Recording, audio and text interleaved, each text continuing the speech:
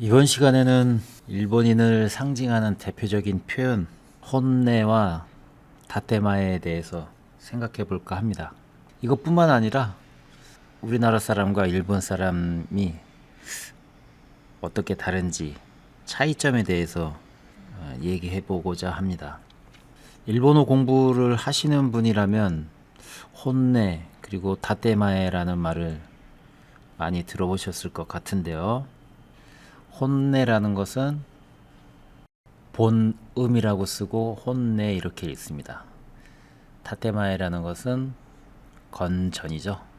혼내는 생각하고 있는 본심을 얘기하는 것이고, 타테마에라는 것은 자기 앞에 이렇게 세워놓은 남에게 보여주는 무엇, 자기 앞에 세워서 남에게 보여주는 진정한 자기를 가리는 무엇을 다테마에라고 하는데요. 제가 며칠 전에 심리학자의 유튜브 동영상을 보다가 혼내와 다테마에에 대해서 한번 짚고 넘어가야 되겠다라고 생각을 했는데요. 아시아의 집단주의 중에서 한국의 집단주의가 그러니까 좀 집단적으로 탑이다. 자, 동영상 보시면 심리학자로서 일본 사람과 한국 사람의 차이점에 대해서 분석을 잘 해놨는데, 거기에 더해서 제 경험으로 저의 생각까지도 더해서 이런 좀 알기 쉽게 표를 한번 만들어 봤거든요. 왼쪽이 우리나라 사람들, 오른쪽이 일본에 대한 건데, 그 심리학자 김태영이란 분의 분석에 따르면 한국의 집단주의는 자발적 집단주의고 우리주의라고 할 수 있는데 반해서 일본의 집단주의는 사무라이 정권에 의해서 강요된 가짜 집단주의이기 때문에 집단주의라고 하기보다는 전체주의다. 큰 주제는 이런 것이었습니다. 그런데 이제 동영상 중간중간에 등장하는 작은 사건 또는 주제들이 있는데, 그것이 한국과 일본이 구체적으로 다르다라는 것을 잘 나타내 주는 것 같아서 제가 몇 가지 예를 들어봤습니다.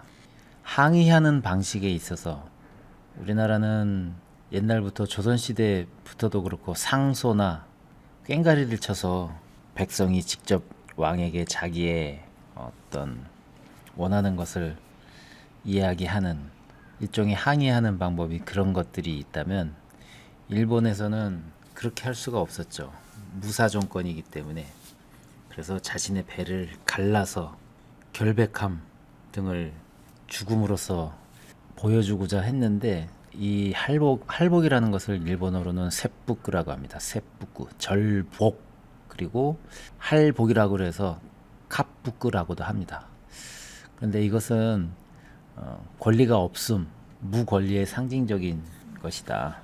진정으로 권리가 있다고 생각하는 사람들은 이렇게 상소나 격쟁 등을 통해서 자기가 원하는 것을 항의한다. 정말로 그렇다라고 생각을 했고요. 겉과 속이 다르다라고 하면 우리나라에서는 매우 부정적으로 평가를 하죠. 그 사람에 대해서. 그런데 일본어로는 혼내 또 다테마에, 본심이 혼내고 다테마에는 본심이 아닌 것을, 자기 자신을 포장한 것을 다테마에라고 하는데, 결국 겉과 속이 다르다는 것인데 이것에 대해서 일본 사람들은 부정적인 평가는 하지 않는 것으로 알고 있습니다. 일본 사람들은 그게 겉과 속이 다른 것이 생활화되어 있기 때문에 그 자체가 나쁘다라고 평가를 하지는 않습니다. 그런 면에서 우리나라 사람과, 여기서 혼내라는 말은 우리나라 말로 본심이라고 하면 뭐 거의 비슷한 말인데, 다테마에에 해당하는 우리나라 말이 있을까요? 뭐 거칠에 비슷한 말이기는 하지만 다테마에하고는 매우 다른 말이거든요. 그래서 우리말에는 다테마에에 대응하는 말이 없습니다. 그렇다는 것은 이 다테마에라는 의식이 일본 사람들에게만 있는 것이거든요. 그렇기 때문에 일본 사람들은 혼내하고 다테마에가 있는 것이 너무나 당연한 것이죠. 그걸 이상하게 생각하지를 않는다는 것. 그런데 우리는 겉과 속이 다르다는 것을 비난하죠. 하지만 일본 사람들은 혼내라는 것과 다테마에라는 것이 있어 왔고 그게 너무나 일반적인 것이기 때문에 그 자체에 대한 평가는 나쁘다 좋다라는 평가가 없다고 할 수 있습니다. 여기서 잠깐 일본어 공부를 하면요, 혼내라고 읽습니다. 혼내. 음악이라고 하면 옹각이라고 해서 얘를 옹으로 읽어야 되는데 여기선 내로 읽었거든요. 이런 경우가 많지 않은데 예를 들어보면 음악에서 음색이라는 말을 쓰죠. 음색, 음의 색깔.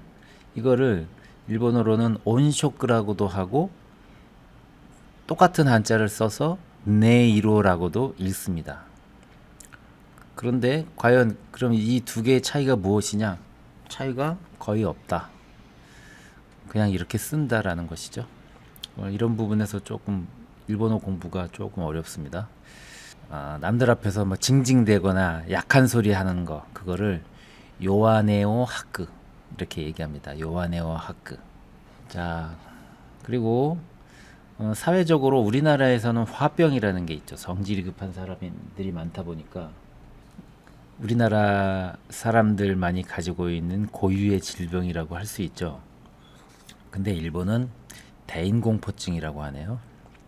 히키코모리라고 하죠. 이런 것도 일본인 고유의 질병으로 등록이 되었다고 하네요. 이런 것을 통해서 한국 사람과 일본 사람이 좀 다를 수 있다라는 걸 예상해 볼 수 있을 것 같고요. 그리고 한국 사람들의 자아의식은 주체성 자기인데 반해서 일본 사람들은 수동성이다. 실제로 많이 그런 것 같다고 저는 그렇게 생각을 했는데 뭐 구체적으로 딱 부러지게 예를 들어서 설명하기는 어렵네요. 그리고 우리나라 사람들은 인간 중심적이죠. 건국 신화인 단군 신화에서 홍익인간을 얘기할 정도로 인간 중심적인데 일본은 틀을 깨지 않는 질서, 제도, 규칙 등을 깨지 않는 틀 중심주의다. 틀 중심주의라는 건 그냥 제가 한번 말을 만들어 봤습니다. 그리고 우리나라 사람들은 저 사람 참 계산적이야 하면 그거는 욕하는 거거든요. 야박한 것이기 때문에 계산적이라고 하면 욕하는 것이 되고, 대체적으로 그 사람 참 진국이야, 인간적이야 하면 칭찬하는 말인데, 일본 사람에게 일본어로 계산적이다 이렇게 얘기하면 굳이 그게 비난이라고 받아들일 것 같지는 않습니다. 비난하는가? 라고 생각할 수도 있겠지만 노골적인 비난이라고 받아들이지는 않을 것 같습니다. 그런 면에서 일본에서는 더치페이, 일본어로는 와리캉이라고 하는데 와리캉 하는 게 너무나 자연스러운 것이죠. 우리나라도 자연스러운 것이 되어 있는 것 같지만 그래도 약간은 여유 있는 사람이 조금 더 낸다거나 남자가 조금 더 낸다거나 이런 분위기이죠. 좀 더 논리적으로 생생하게 일본에 대해서 알아보고 싶으신 분은 동영상 아래에 상세 설명란에 제가 그 김태형 심리학자의 동영상을 링크를 적어 둘 테니까 그걸 참고하시기 바라겠습니다. 그리고 이것과 더불어서 일본의 우리나라 문화재 수탈은 뭐 유명한 얘기인데 과연 그 진실이 어떤지에 대해서는 잘 모르지 않습니까? 그런데 일본어를 공부하는 분들이라면 이런 주제를 대충 넘겨서는 안 된다고 생각합니다. 이런 사실을 모르고 일본어를 공부하고 일본을 동경하고 일본 사람과 교류해서 그 사람의 다테마에에 속아서 진심으로 일본을 좋아하게 되었다.